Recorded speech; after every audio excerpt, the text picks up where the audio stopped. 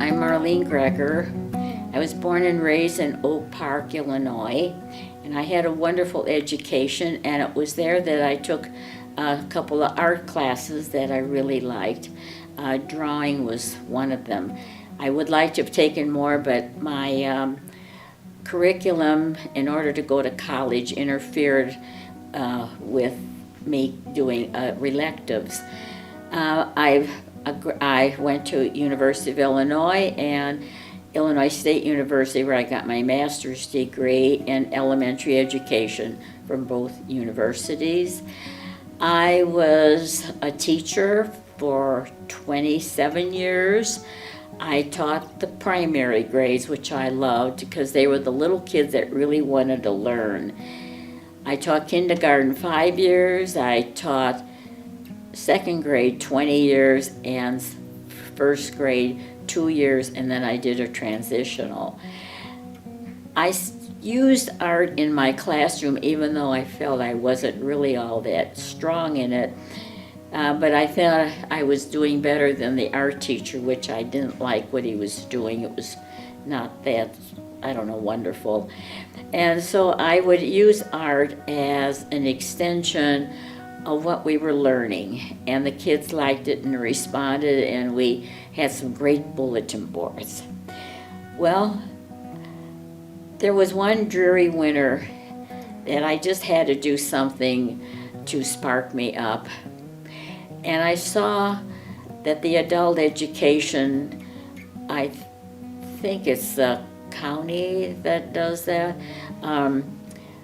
produced, maybe it was Harvey Hartman College, that had a beginning watercolor class.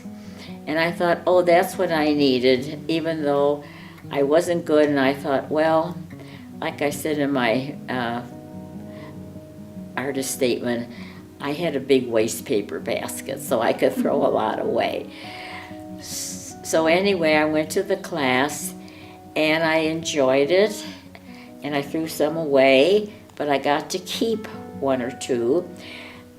One that is in my show is in the way of Andrew Wyeth, because my art instructor, who was the art teacher at Normal Community High School, was a fan of Andrew Wyeth and could paint quite well like him. So you're going to see that little painting that has sort of a Wyeth feel to it. Well, I had sort of not a relapse, but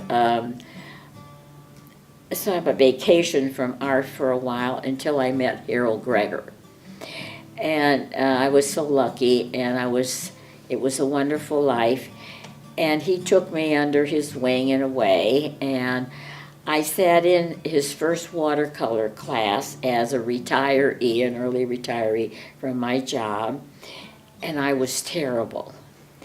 And I just threw so many away, and he said, well, there's a saying, you throw away your first 1,000. So I thought, well, I'm well on my way. So anyway, I decided I really needed to learn to draw. And so I enrolled in ISU, and I took drawing first of all from Lyle Somley, and then Richard Finch, and then Harold Boyd.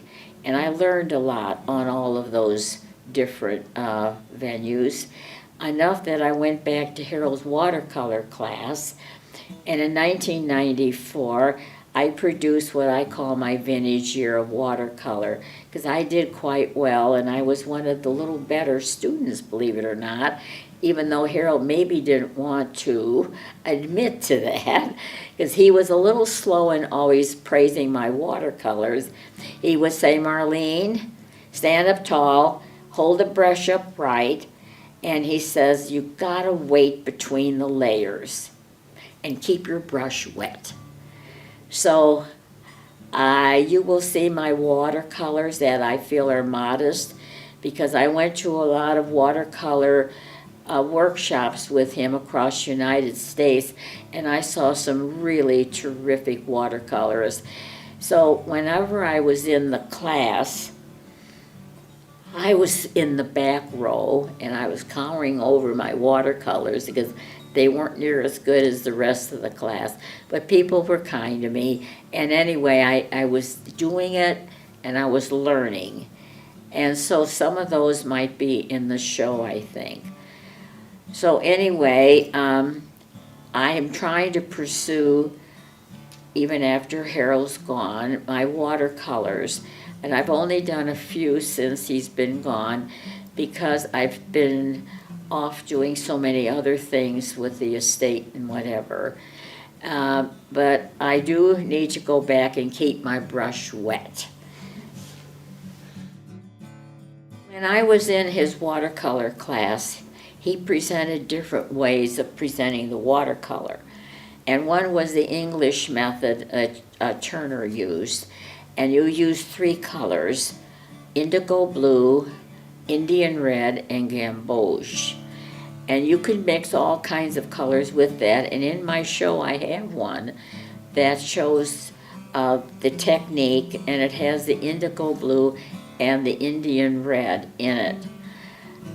Then he did something interesting that I learned a lot from.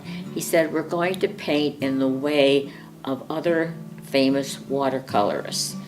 And that we did, and I remember a Hopper that turned out okay, and I loved Charles Birchfield and his sort of weird trees because they were fun to do.